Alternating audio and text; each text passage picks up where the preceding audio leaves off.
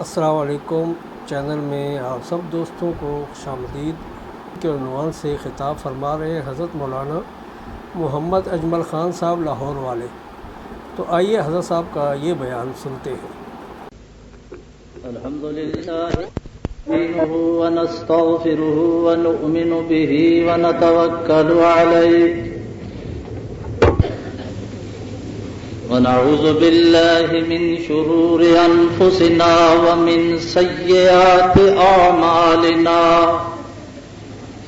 من يهده اللہ فلا مضل له ومن يضلل فلا هادي له ونشهد أن لا إله إلا الله وحده لا شريك له ولا نظير ولا مشير ولا وزير ولا ظهير له شهادة تكون للنجاة وسيلة ولعلو الدرجات كفيلة ونشهد أن سيدنا وسندنا وشفيعنا ومولانا محمدا عبده ورسوله صلى الله تعالى عليه وعلى آله وصحبه وبارك وسلم تسليما كثيرا كثيرا أما بعد فأعوذ بالله من الشيطان الرجيم بسم الله الرحمن الرحيم إن الله وملائكته يصلون على النبي يا أيها الذين آمنوا صلوا عليه وسلموا تسليما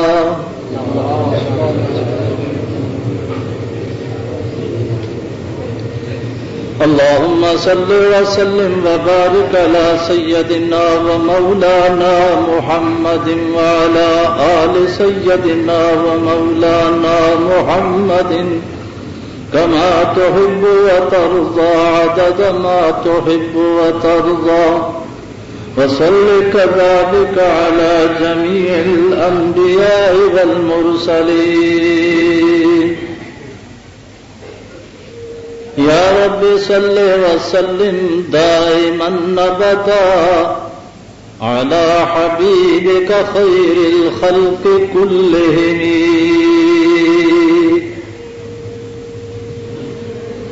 معزز حاضرین، محترم خواتین،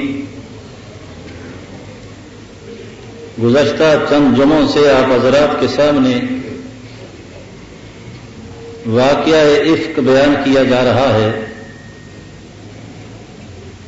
منافقین نے جو ام المومنین حضرت عائشہ صدیقہ رضی اللہ تعالی عنہا پر بہتان باندھا، اس کی تفاصیل آپ کے سامنے لائی گئی۔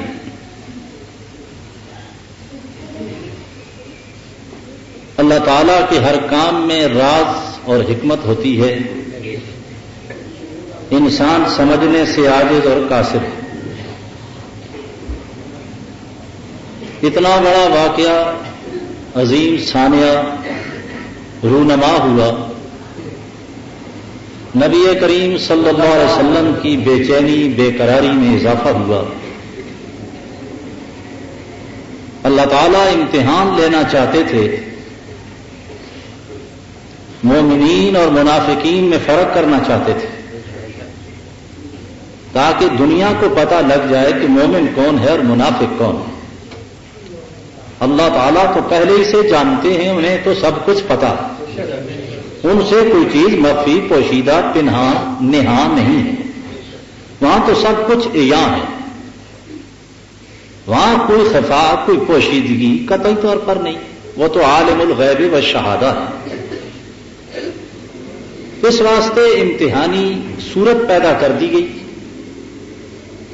تاکہ مخلص اور منافق کا امتیاز ہو جائے، اور اس کے ساتھ ساتھ یہ بھی پتہ لگے کہ کون پیغمبر صلی اللہ علیہ وسلم کے حرم محترم کے بارے میں اس نے ظن رکھتا ہے اور کون بدگمانی سے کام لیتا ہے۔ اور جب سیلاب آتا ہے تو اس میں بعض لوگ بادل ناخواستہ بھی بہ جاتے ہیں. چنانچہ اس طوفان میں بعض لوگ بہ گئے، حالانکہ وہ منافق نہ تھے. ایسا سیلاب تھا، امڑ کر آ رہا تھا کہ بادل ناخواستہ ان کو بہنا پڑا، جن میں حضرت حسان بھی تھے جو حضور علیہ السلام کے شاعر تھے، جن کے لیے دعائیں فرمائیں. یہاں تک فرمایا اے اللہ اس کی تائید جبرائیل امین سے کر، اور فرمایا خود کہ اٹھ، اگر وہ تیر اور تلواریں چلاتے ہیں تو اپنے کلام سے ان کو زخمی کر. لیکن وہ بھی اس سیلاب میں بہہ گئے. اللہ پاک ہی بچائے تو آدمی بچتا ہے، بچ سکنا بڑا مشکل ہے.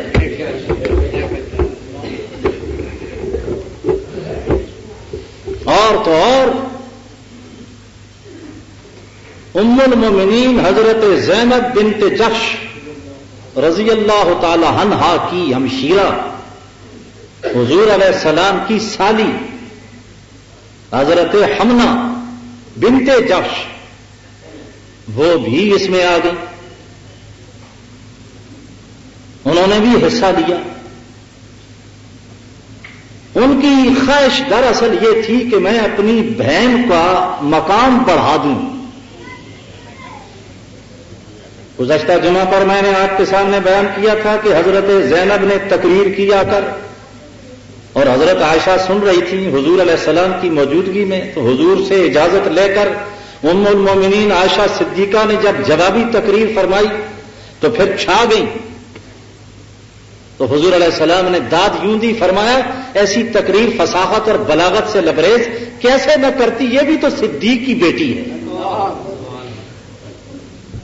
تو حضرت زینب رضی اللہ تعالی عنہا وہ بھی آخر سوکن حضور علیہ السلام کی بیوی، ہماری ماں، ان کی بہن حضرت حمنہ حصہ لے بیٹھی اس بات پر کہ میری بہن کا ذرا درجہ بڑھ جائے گا اور عائشہ صدیقہ کا درجہ کم ہو جائے گا.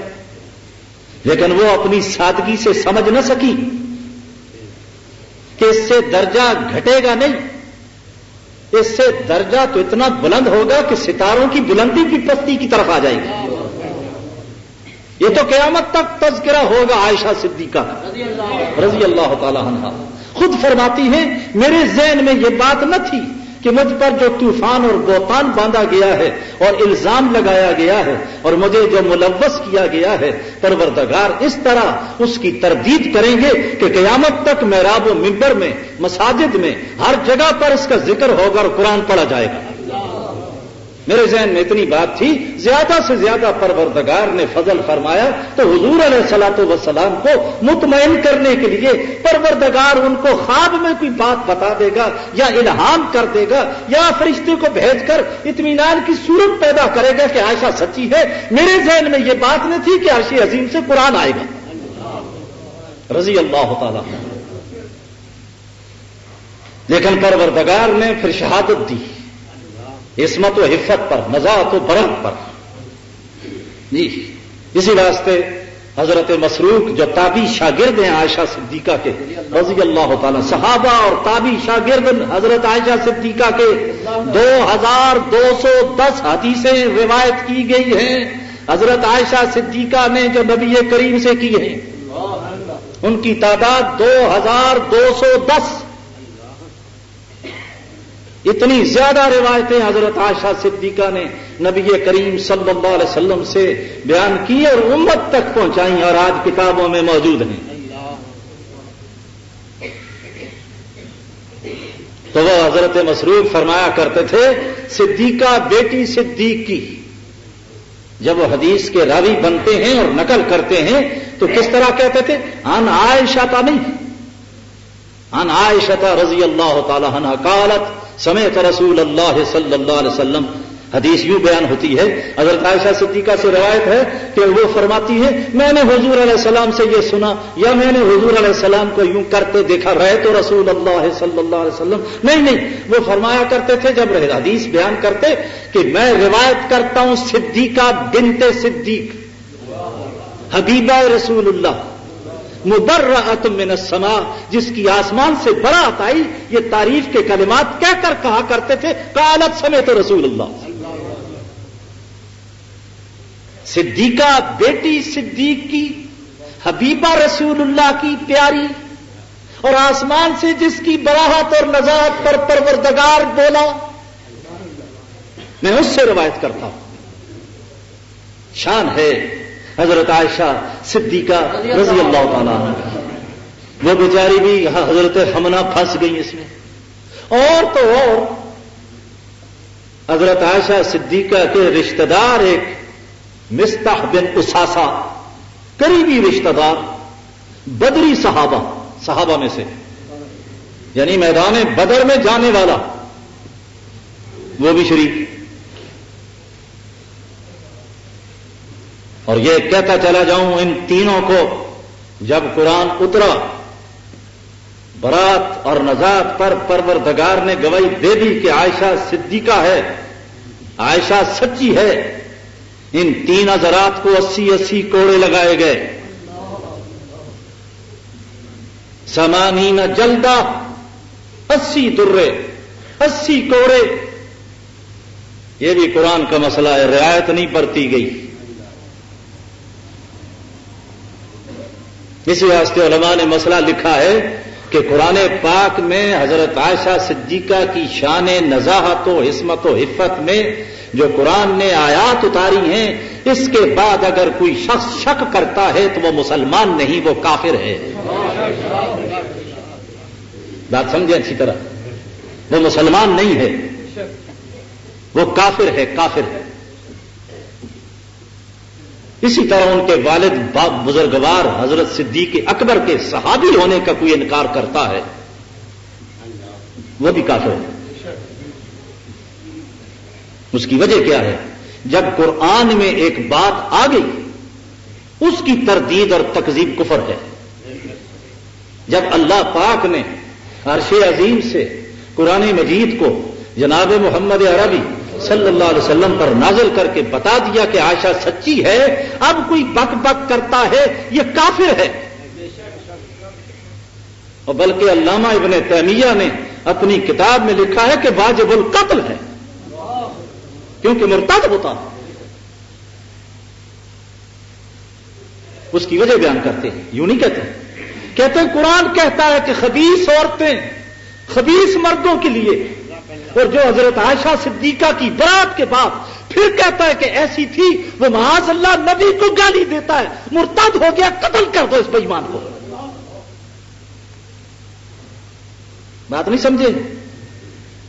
صرف عائشہ صدیقہ کی بات نہیں رہے گی، جو قرآن کہتا ہے کہ الخبیثات للخبیثین، تو پھر اگر ان کو یوں کوئی کہتا ہے کہ یہ ٹھیک نہیں تھی یا نہیں ہے، تو پھر حضور کو کیا کہے گا؟ علامہ ابن تیمیہ کہتے ہیں یہ شاتم رسول ہے، اس واسطے قتل۔ یاد رکھیں اس بات کو۔ اور صدیق اکبر کا بھی چونکہ نص قطعی ہے ساتھی اور صحابی ہونے میں، قرآن نے فیصلہ کر دیا صحابی ہے، اور جو کہ نہیں تو قرآن کا منکر، اور قرآن کا منکر کافر۔ بولو وہ کیسے؟ وَثَانِيَ اثْنَيْنِ إِذْ هُمَا فِي الْغَارِ إِذْ يَقُولُ لِصَاحِبِهِ لَا تَحْزَنْ إِنَّ اللَّهَ مَعَنَا إِذْ يَقُولُ لِصَاحِبِهِ، جب فرما رہے تھے نبی کریم صلی اللہ علیہ وسلم لصاحبہ، اپنے ساتھی سے، صحابی کے معنی ہی ساتھی، بات سمجھیں؟ تو گویا قرآن نے صدیق اکبر کو ساتھی کہا، اور اب کوئی انکار کرتا ہے تو اس کا انکار کفر ہے۔ قرآن کا انکار ہے. آج مرزائیت کے ساتھ جو آپ کا جھگڑا ہے چل رہا ہے یہ کیوں ہے؟ اس کی وجہ یہی ہے کہ قرآن کا انکار کر رہے ہے یا نہیں بھائی؟ وہ ختم نبوت کا تاج پروردگار نبی کریم صلی اللہ علیہ وسلم کے سر مبارک پر فٹ کر رہا ہے اور یہ غاصب ڈاکہ ڈالتا ہے اور خاتم النبیین کی تعویل کرتا ہے اور اپنی طرف منسوب کرتا ہے، تو ان کے کفر میں شک کیا رہتا ہے؟ بولو تو صحیح. لیکن ہماری حکومت کو اب کیا کہیں کہ اس دور میں یہ مرزائی غیر آئینی حرکات کر رہے ہیں، شرارتیں کر رہے ہیں، بعض محکموں میں چوٹی کے افسر مرزائیاں بدماشی کر رہے ہیں اور دن دنا رہے ہیں. ان کو کسی کا ڈر نہیں ہے، کوئی پرواہ نہیں ہے، ولالعنان پرچار کرتے ہیں. حالانکہ جب طے ہو چکا ہے قومی اسمبلی میں، سب کی مور تصدیق سب ہو چکی ہے ان کے کفر پر، تو اب حکومت کے فرائض میں ہے کہ ان پر پابندی لگائے. یہ اپنے آپ کو مسلمان کہیں تو فوراً تردید ہو کہ تم کافر ہو، تم کیسے مسلمان ہو. میں تو قسم کھاؤں تو خانس نہیں، کوئی بھی اگر مرزائیت کے کفر میں شک کرتا ہے تو پاک پکا کافر ہے. اور سپریم کورٹ کا چیف جسٹس اگر انکار کرے، ڈاکٹر اقبال کا بیٹا جو اب چیف جسٹس پنجاب کا بنا ہے انکار کرے، اور میں بڑھ کر کہتا ہوں جنرل ضیاء الحق اگر انکار کرے کہ حضور نہیں ہے، مرزے کو مانتا ہے کوئی، میں کہتا ہوں کافر ہے. ان کے کفر میں بھی شک نہیں ہے. نہیں،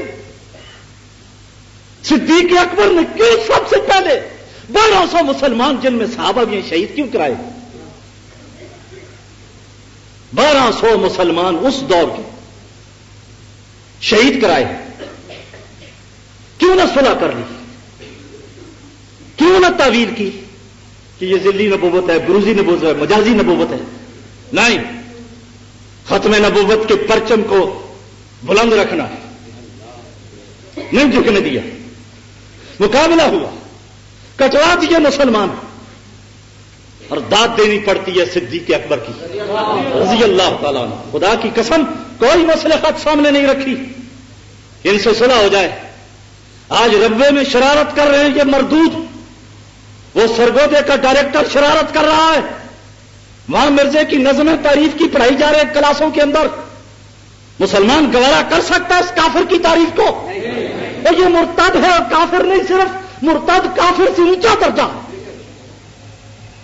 ہم احتجاج کرتے ہیں جنرل ضیاء الحق کی فوجی حکومت سے، اس بات کو منوانا چاہتے ہیں کہ ان پر قدغن لگائیں. سن 73 کے آئین کے اندر جو بات آئی تھی کاغذی نہیں رہنی چاہیے، اس کو عملی جامہ پہنانا چاہیے. مسلمان کے جذبات اس مسئلے میں کسی سے پیچھے نہیں ہیں، اور ہم سمجھتے ہیں اللہ کی قسم اس مسئلے کے لیے جینا، اس کے لیے مرنا، یہی حیات ہے، یہی زندگی ہے. اور ہمارے پلے کیا ہے؟ ہم حضور کی ختم المرسلینی پر ایمان کامل رکھتے ہیں، اس میں کوئی مصلحت کسی کا لحاظ نہیں. اگر اس ظالم انسان کو حضور کی ختم المرسلینی کا لحاظ نہیں ہے، ہم اس مردود کی کیا خاطر کر سکتے ہیں جو حضور کی ختم المرسلینی میں ذرا بھی شک کرتا ہے؟ بات سمجھنے کی ہے. یہ بات اس لیے کہی کہ آج شور ہے، اخبارات میں چھپ رہا ہے. ہمیں احتجاج کرنا چاہیے. بولو کرنا چاہیے یا نہیں؟ ہاتھ اونچے کیجئے، چھوڑ دیں. یہ بات اوپر جانی چاہیے، اور جو بات میں نے کہی ہے بالکل صحیح کہی ہے. اگر کوئی بھی ان کے کفر میں شک کرتا ہے وہ مسلمان نہیں ہے، وہ مسلمان نہیں ہے. اس کے کفر میں بھی شک کرنا بھی کفر ہے. ہم سمجھوتا یوں کر لیں، یوں بات کو مان لیں، سستے میں استغفر اللہ. ہمارے پاس اور متاع حیات کیا ہے؟ اور قرآن فیصلہ کرتا ہے. اور صدیق اکبر تو نہ بن سکے نبی. فاروق اعظم جن کے بارے میں حضور فرمائیں وہ نہ بنے، حضرت علی کے بارے میں فرمائیں وہ بھی نہ بنے. ان کو بھی کہا جا رہا ہے کہ تم نبی نہیں بن سکتے. میرے بعد نبوت کا دروازہ بند ہو گیا، اور یہ لعنتی انگریز کا خود کاشتہ پودا اٹھ کر کہے میں نبی. ہم لعنت بھیجتے ہیں. ما كان محمد نبا احد من رجالكم ولكن رسول الله وخاتم النبيين. اور حضور علیہ السلام نے اس کی تشریح خود فرمائی، انا خاتم النبیین لا نبی بعدی، میں آخری نبی ہوں، میرے بعد کوئی نبی نہیں. اسی واسطے ہمارے امام اعظم ابو حنیفہ رحمۃ اللہ علیہ نے عجیب بات فرمائی ہے، بار بار فرمائی. ارشاد فرمایا کوئی شخص دعویٰ نبوت کا کرے حضور کے بعد اور یوں ہی مزاحن استہزان تمسخر کے طور پر، دل لگی کے طور پر اگر اس سے کوئی کہے اچھا تو نبی ہے، معجزہ دکھا، معجزہ لا، یہ معجزہ مانگنے والا کافر ہے. یہ امام اعظم فرما رہے ہیں ابو حنیفہ رحمۃ اللہ علیہ، یہ معجزہ مانگنے والا کافر ہے. کیوں؟ اسے گویا قرآن اور حدیث میں شک ہے. کہتا تو یہ اور لانتی تو کچھ دکھا بھی دے تو پھر بھی میں نہیں مانتا، یوں کہنا چاہیے نا. اس کے معنی کوئی شوبدہ اگر دیکھ لے تو پھر مان لو گے، سوال ہی نہیں پیدا ہوتا. تو بات کو طول نہیں دینا چاہتا، اجمالاً عقیدے کی بات تھی. آج قرآن کے اترنے کے بعد اگر کوئی عائشہ صدیقہ کی شان میں گستاخی کرتا ہے اور کہتا ہے گڑبڑ تھی تو یہ مسلمان نہیں رہا، کافر ہو گیا. اپنے ایمان کی حفاظت کرو. کسی مجلس اور محفل میں ایسا تذکرہ ہو تو میں وہاں جانا ہی نہیں چاہیے. جی جانا، یہ بھنڈارے کھانے چھوڑ دو، یہ تبرکات بڑے تم کھاتے ہو، شربتیں پیتے ہو، سبیلیں لگی ہوئی، ایسی مجالس محافل میں جانا حرام ہے. ایمان کی خیر منانی چاہیے. بات کو طول نہیں دیتا. علامہ ابن قیم جوزی اور ابن حجر اسقلانی رحمہ اللہ نے فرمایا کہ یہ واقعہ اللہ پاک نے پیدا کیا اور سارا کچھ سامنے ہوا، اس میں ایک سبق اور بھی دینا تھا اور یہ بتانا تھا کہ دیکھو عالم الغیب میں ہوں اور کوئی نہیں. عالم الغیب کون؟ اللہ. اونچی آواز سے کہو عالم الغیب کون؟ اللہ. علامہ کہتے ہیں اگر عالم الغیب کوئی اور ہوتا، نبی کریم ہوتے صلی اللہ علیہ وسلم، مل کر کہو صلی اللہ علیہ وسلم، تو تحقیق کیسی، ایک مہینہ تک پریشانی کیسی؟ جی پریشانی کیوں ہوئی؟ صحابہ سے پوچھا اپنی رائے دو، میں کیا کروں، مجھے ایذا پہنچا دی ہے ان منافقوں نے. عمر تم بتاؤ، عثمان تم بولتے نہیں، علی تم کیوں خاموش ہو، مجھے بات بتاؤ، یہ کیوں پوچھ گچھ ہو رہی ہے؟ اسامہ تم کیوں نہیں بولتے؟ بریرہ خادمہ گھر کی، تو بھی کچھ کہہ، زینب تجھے بھی کچھ کہنا چاہیے. یہ کیوں تحقیق ہو رہی ہے؟ فاروق اعظم اور صدیق اکبر سے نہیں، اس لیے کہ وہ باپ ہیں. ان کا ایک جملہ حدیث کی شرح میں نظر سے گزرا ہے اور بڑا عجیب جملہ فرمایا ہے. فرمایا ہم نے یہ کام، یہ زنا کا، بدکاری کا ہمارے گرانے میں کفر کے زمانے میں نہیں ہوا اور اسلام لانے کے بعد اب کیا گنجائش رہتی تھی. واہ صدیق اکبر کہا رضی اللہ عنہ. اور یہ وہ صحابی ہے جس نے کفر کے دور میں بھی بت کو سجدہ نہیں کیا، شراب نہیں پی، فطرت اتنی سلیم تھی. اسی واسطے آفتاب عالم جب چمکا تو پھر آئینے پر جب اس کا پرتو پڑا تو وہ کرنیں اور وہ شعائیں ایسی تھی کہ آئینے میں پوری جلوہ گر ہو گئی. نبی کریم نے ادھر فرمایا میں رسول اللہ ہوں. صدیق اکبر نے کچھ نہیں کہا کہ مجھے کچھ دکھائیے، فرمایا گواہی دیتا ہوں کہ اشہد ان محمد رسول اللہ. کوئی دلیل نہیں مانگی. یہ صدیق اکبر ہیں. فرمایا کفر کے دور میں، جاہلیت کے زمانے میں ہمارے گھرانے میں یہ بات نہ تھی، اور کلمہ پڑھنے کے بعد ذرا غور کرو کیسا جملہ فرمایا ہے. یہ ان کا جملہ ایک ملتا ہے، باقی نبی کریم نے ان سے نہیں پوچھا، نہ انہوں نے کچھ کہا. جی اور ایک جملہ اور ملتا ہے جب عائشہ صدیقہ نے ان سے کہا، بیٹی نے باپ سے کہا آپ کچھ نہیں فرماتے، کچھ نہیں بولتے، تو فرمایا بیٹی میں تجھے کیا کہوں، وہ چونکہ صدیق تھے فرمایا میں کیسے وہ بات کہوں جس کا مجھے پتہ نہیں۔ یہ ہے صدق۔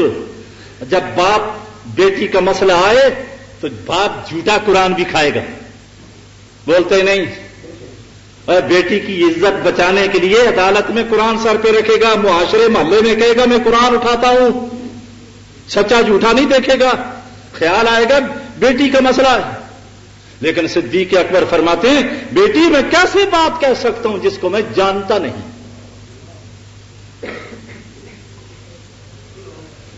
عمر تم بولو اللہ اکبر، مل کر کہو رضی اللہ عنہ۔ میں چند جملے کہنا چاہتا ہوں۔ یہ مسجد آپ کے سامنے ماشاءاللہ دیکھیے اوپر نیچے اندر باہر سے کیسی رنگ برنگی ہو گئی۔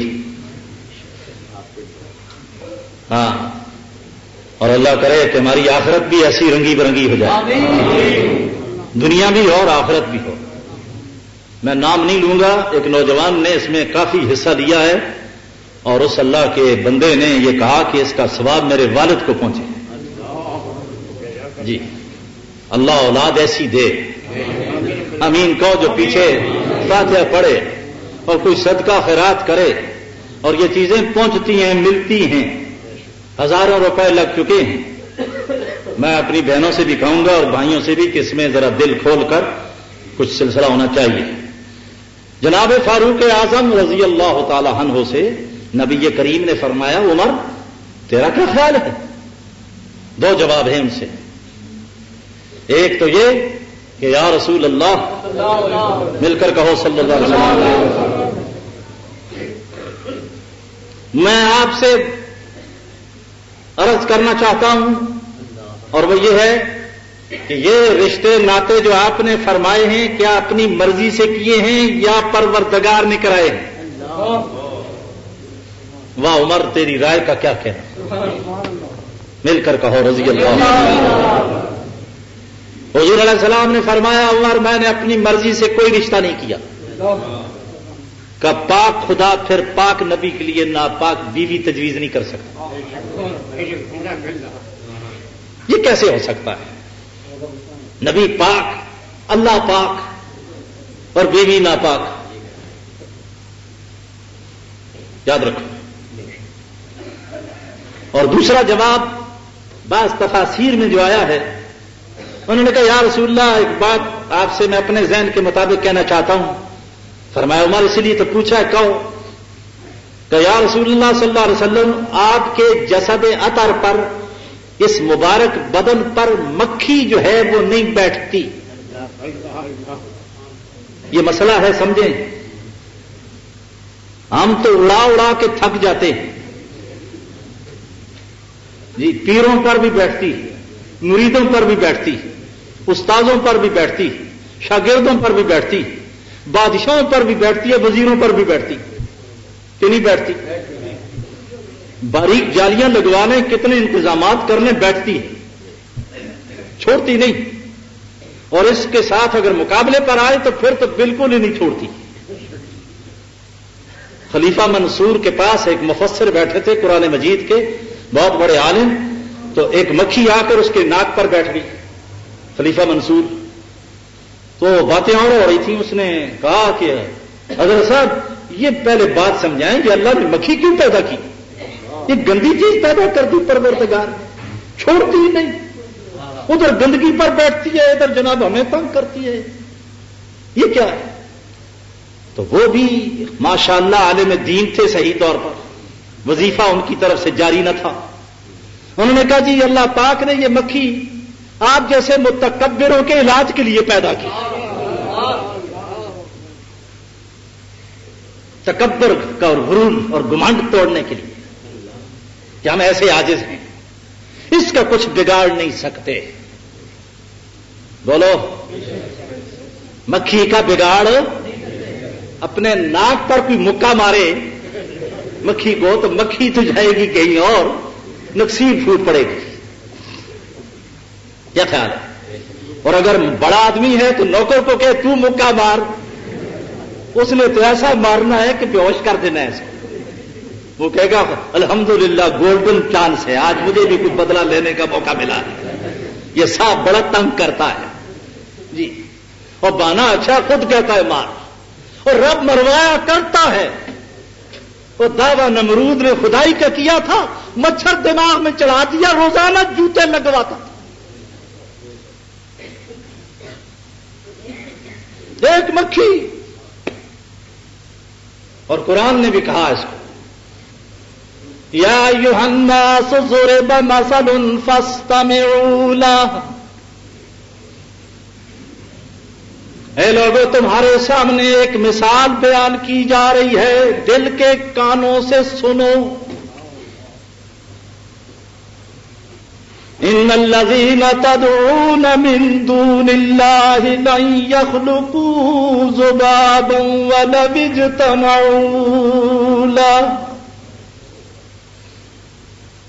او لوگوں جن کو تم پکارتے ہو، او دعائی دیتے ہو ان کے نام کی، اور سجدے کرتے ہو، خدا سمجھتے ہو، نفع نقصان کا مالک جانتے ہو، مشکل کشار حاجت روا تصور کرتے ہو، اور میں تم کو بتاؤں سارے اکٹھے ہو جاؤ۔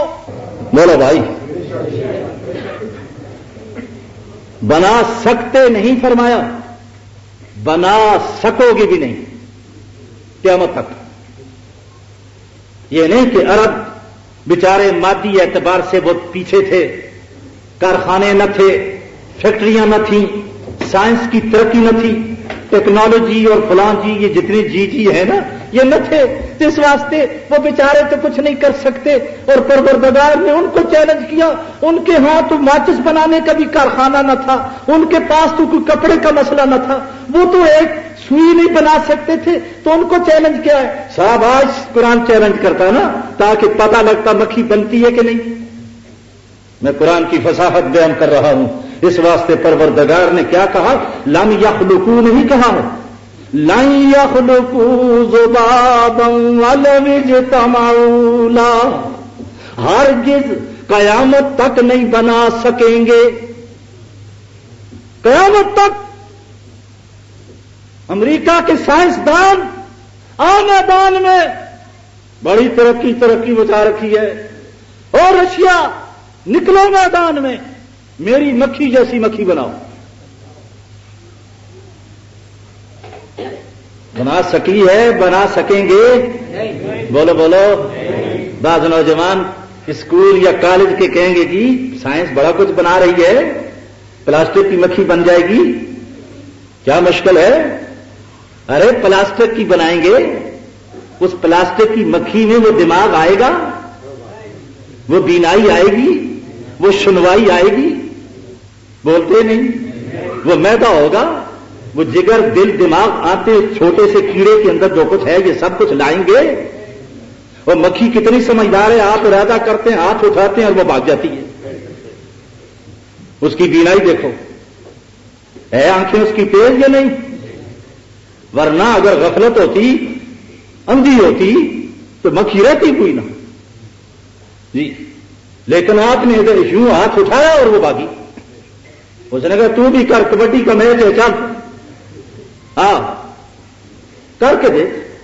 فرمایا لن یخلقوا، نہیں بنا سکیں گے۔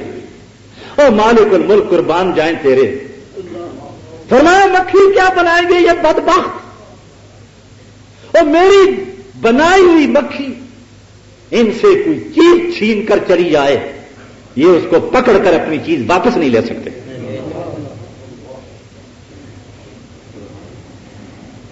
جی کھیر پر مکھی آ بیٹھے، اور آپ کو پتا ہے گندگی کے ڈھیر سے اٹھ کر آئی ہے، گھن آتی ہے، غصہ اتنا آتا ہے کہ کھیر بعد میں کھائیں پہلے اس کو کھائیں، کیوں؟ اتنی مصیبت ڈالی اس نے، غصہ جو آیا ہے، لیکن آپ اس سے چھینے تو صحیح، نہیں چھین سکتے، نہیں پکڑ سکتے۔ اور قرآن نے آخری بات کہی ضعف الطالب والمطلوب، اور طلب کرنے والا بھی کمزور ہے اور جس سے مانگا جا رہا ہے وہ بھی کمزور، دونوں کمزور ہیں۔ یہ ہے بھیک اس سے مانگو جو مالدار ہو. کیا کہہ رہا ہوں؟ جو دیتا ہے اور جس کے پاس ہے ہی کچھ نہیں اس سے کیا مانگتے ہو؟ اور بندے غریب ہیں، محتاج ہیں، کلاش ہیں، مانگے تو کس سے مانگیں؟ اللہ. جو داتا داتا ہے. داتا کون؟ اللہ. سوچ کر کو داتا کون؟ کوئی اور داتا نہیں. وہ میں اور آپ نام دیتے ہیں، قرآن نام نہیں دیتا ہے، حدیث نام نہیں دیتی ہے. حضرت علی اجمیری ہے، داتا نہیں ہے. داتا نہیں ہے، اللہ کی قسم نہیں ہے.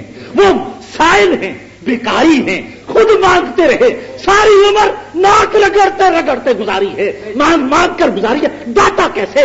اگر کوئی داتا ہوتا، میرا عقیدہ یہ تھا مدینہ منورہ میں جو گنبد خضرا والے محمد الرسول اللہ کو ہم داتا کہتے ہیں. اس سے بڑا داتا کون ہوتا؟ جس پیغمبر نے آ کر بتایا کہ خدا کون ہے. بولو ایمان سے. کسی کو کیا پتا تھا خدا کون ہے؟ مجدد الفسانی، امام ربانی، سرہندی فاروقی فرماتے ہیں میرا تو جی چاہتا ہے کہ میں محمد کو سجدہ کروں. مجھے کیا پتا ہے کہ رب کہاں ہے اور کون ہے؟ مجھے تو حضور نے بتایا ہے، لیکن میں کیا کروں؟ میں سجدہ کیسے حضور کو کروں؟ حضور کو دیکھا یہ اس رب کو سجدہ کرتے ہیں، مجدد اس لیے رب کو ہی سجدہ کرتا ہے. بات ہے داتا. میں بھی دشمن ہوں اولیاء اللہ کا. میں تو عقیدہ اپنا یہ رکھتا ہوں ان بزرگوں کے توفیل ہم مسلمان ہیں، لیکن اس کے یہ معنی نہیں کہ میں خدائی صفت دے دوں ان کو.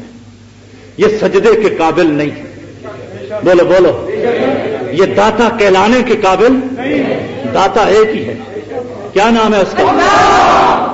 ضعف الطالب والمطلوب. اسی واسطے قرآن نے کہا ایاک نعبد و ایاک نستعین. اور لوگوں کھل کر کہو ایاک نعبد، خاص تیری ہی ہم عبادت کرتے ہیں، و ایاک نستعین، تو جسے مدد مانگتے ہیں، کیونکہ تو ہی توانا ہے، تو ہی طاقتور ہے، تو ہی دینے والا ہے، تو ہی سب کچھ کرنے والا ہے. مشکل کشا تو ہی ہے، حاجت روا تو ہے، عالم الغیب تو ہے، امیر بنانے والا تو ہے، فقیر بنانے والا تو ہے، شاہ بنانے والا تو ہے، گدا بنانے والا تو ہے، تخت پہ بٹھانے والا تو ہے، تخت پہ پہنچانے والا تو ہے. بولو ٹھیک ہے. ضعف الطالب والمطلوب. طلب کرنے والا بھی کمزور اور جس سے مانگا جا رہا ہے وہ بھی کمزور. غریب محتاج کمزور کو طاقتور سے مانگنا چاہیے. اور اللہ سے بڑھ کر طاقتور کوئی ہے؟ جی سب سے بڑا طاقتور کون؟ اللہ. سپر طاقت والا کون؟ اللہ. یہ امریکہ بے ایمان، یہ رشیا، یہ اینڈکو، یہ کہاں سپر طاقت؟ خدا کے سامنے مکھی کا اللہ کا چیلنج قبول کرے، مکھی تو بنائے.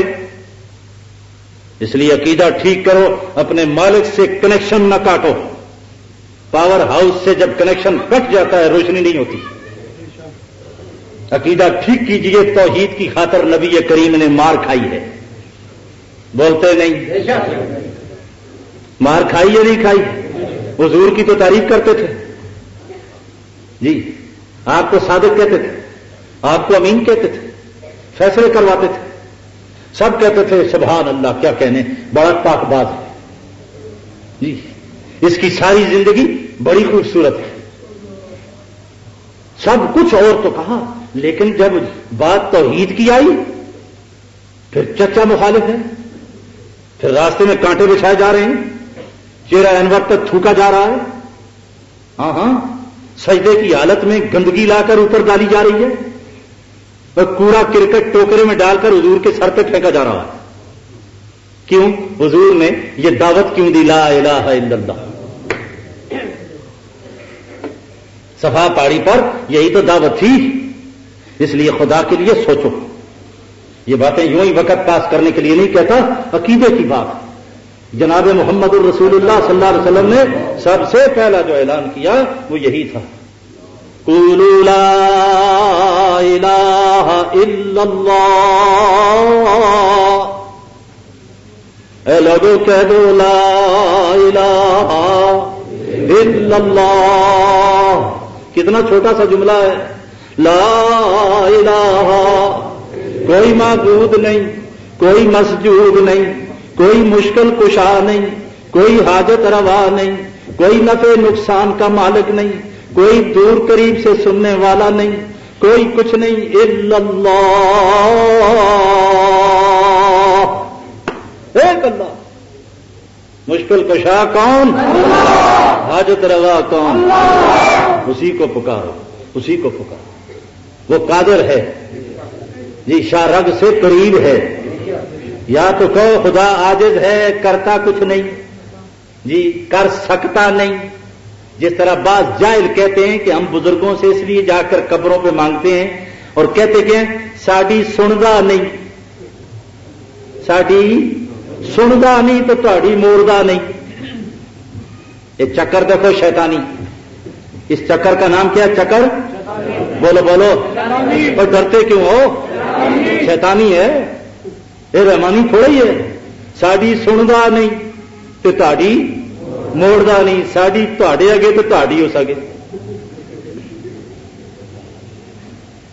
وَإِذَا سَأَلَكَ عِبَادِي عَنِّي فَإِنِّي قَرِيبٌ، اے میرے پیارے پیغمبر، تجھ سے میرے بندے آ کر میرے بارے میں پوچھتے ہیں کہ ہمارا رب دور ہے یا قریب ہے؟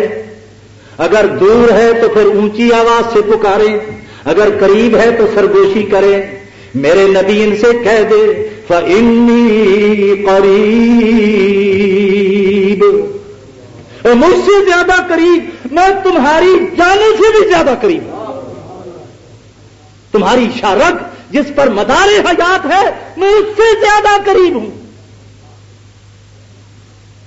میرے بارے میں یہ کہتی ہوں کہ دور ہو تو پھر نعرہ ماریں اور قریب ہو تو چپکے سے بات کریں۔ وہ رب قریب اقرب، اور پھر اس کو ہم چھوڑیں، اور اس سے بڑا مہربان کوئی نہیں۔ ایمان سے بتاؤ، اس سے بڑا مہربان؟ اور ماں باپ مہربان تب ہیں جب رب ان کے دل میں ڈالے، بولتے نہیں؟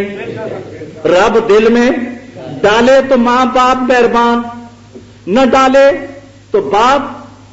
آج اخبار میں آیا 10 سال کا بچہ جیل میں جی، جو لگ رہا ہے 10 سال کا بچہ جیل میں، باپ نے ڈلوا دیا۔ جج کو ترس آیا کہ 4 مہینے سے کا پوچھنے والا ہی کوئی نہیں۔ ماں باپ تبھی شفیق، اور مجھے معاف کریں آپ، ماں باپ کی شفقت بھی خود غرضی پر مبنی ہے۔ ماں باپ شفیق ضرور ہیں لیکن اپنی اغراض ہیں۔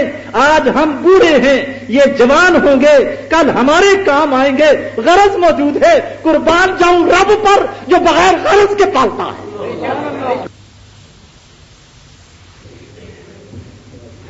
کیا کہہ رہا ہوں؟ اللہ کی بھی کوئی غرض ہے کہ یہ بیچارے رہیں گے تو میرا ملک بچا رہے گا۔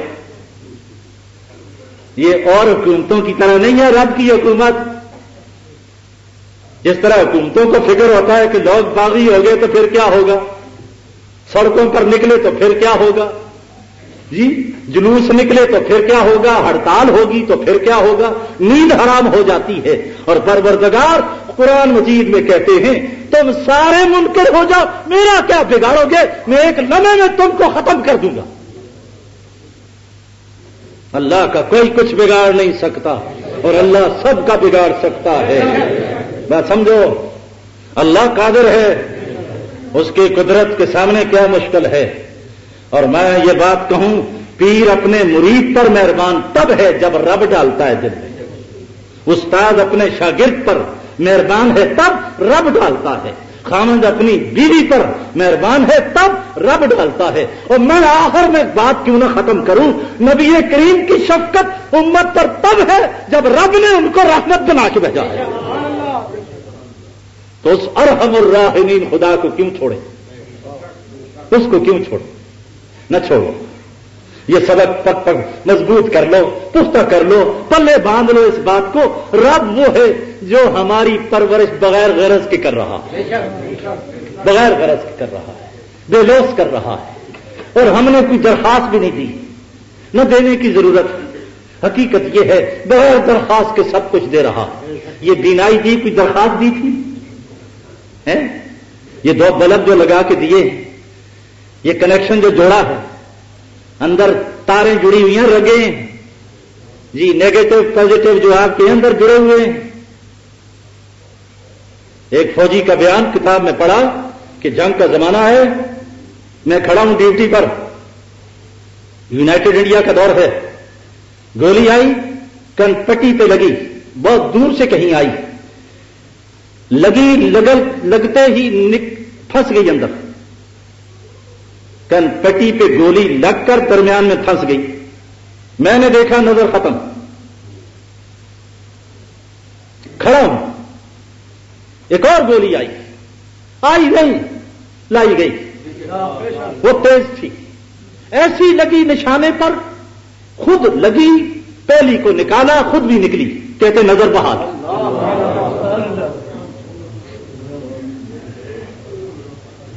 رب ایسا، اس کو لے گئے اسٹریچر پہ ڈال کے علاج معالجہ کیا، ٹھیک ہو گیا.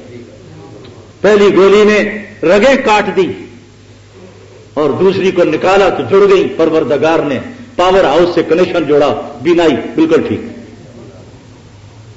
وہ قادر مطلق بات کو طول نہیں دیتا، وقت کا خیال کرتے ہوئے اسی پر اکتفا کرتا ہوں. بقیہ پھر انشاءاللہ اللہ سے مل کر دعا کرے گا، ہمارے حال پر فضل فرمائے. یا اللہ امت پر کرم کر دے، اے اللہ ہمارے عقیدے درست فرما دے، نیک اعمال کی توفیق دے دے، برائیوں سے ہم سب کو بچا لے. اے اللہ حضور سرور کائنات فخر موجودات صلی اللہ علیہ وسلم کی محبت و عظمت اطاعت نصیب فرما، اولیاء اللہ کی محبت سے نواز، صحابہ کرام، ازواج مطہرات، امہات المومنین سب کی یا اللہ محبت ہمیں نصیب فرما، جن کے ادب اور احترام کی توفیق دے، بے ادبی گستاخی سے ہم کو بچا. اور دعا کریں اللہ بیماروں کو شفا دے.